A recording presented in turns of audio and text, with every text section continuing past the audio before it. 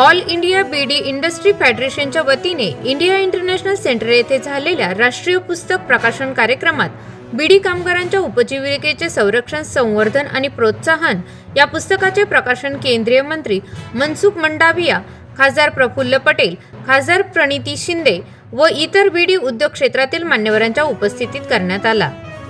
यावेळी खासदार प्रणिती सुशीलकुमार शिंदे यांनी बीडी कामगारांच्या उपजीविकेचे संरक्षण, संवर्धन आणि प्रोत्साहन या विषयावर आपले विचार मांडले।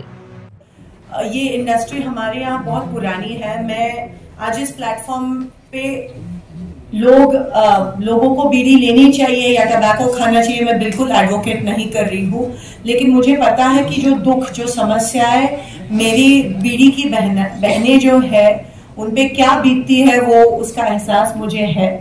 आज जब बीड़ी पे निर्भर इतनी महिलाएं हैं, उनके सर के ऊपर एक टांगती तलवार होती है कि ये बीड़ी रोजगार अगर बंद हो जाएगा तो हमारा आगे क्या हो जाएगा। तो मेरी सरकार से इतनी ही रिक्वेस्ट है कि उनका सरकार का दायित्व है कि ये बीड़ी इंडस्ट्री अगर धीरे धीरे आप बंद करने की कोशिश कर रहे हैं तो उसके पहले मत कीजिए। उसके पहले ये होना जरूरी है कि हर एक बीड़ी कामगार को जो एम्प्लॉय है उसको रिहैबिलिटेट करने की भी जरूरत और दायित्व सरकार का है। उसके पहले कृपया करके ये बीड़ी इंडस्ट्री बंद नहीं होनी चाहिए।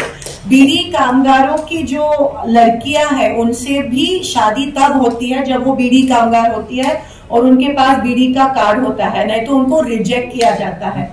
लेकिन आज ये बात है कि बहुत सी बीड़ी कामगारों की लड़कियों के पास बीड़ी कार्ड नहीं रहता है क्योंकि वो बीड़ी क्षेत्र में नहीं आना चाहती है। तो सरकार का दायित्व बनता है कि हम उन्हें भी एक सेंट्रलाइज, क्योंकि बीड़ी कामगार जो है वो घर आके बीड़िया करती है, ऐसा दूसरी कोई भी एम्प्लॉयमेंट नहीं है सिवाय रेडीमेड गारमेंट्स की, वो घर आके काम कर सकती है।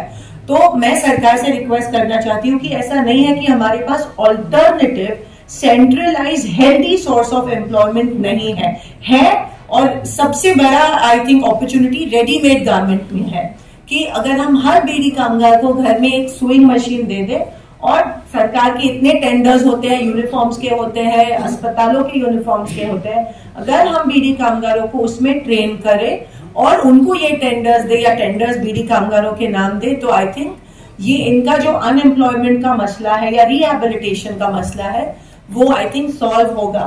सो I think this is a good solution that we can recommend to them।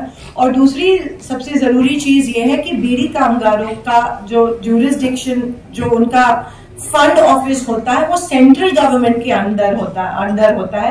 इसके ऊपर स्टेट गवर्नमेंट का कोई कंट्रोल नहीं रहता है। तो बहुत बार बीड़ी कामगार जब सेंट्रल गवर्नमेंट के ऑफिस में जाते हैं या पेंशन ऑफिस में जाते हैं, वहां पे ऑफिसर्स नहीं होते हैं या उनको स्टेट के गवर्नमेंट से पैसा नहीं मिलता है।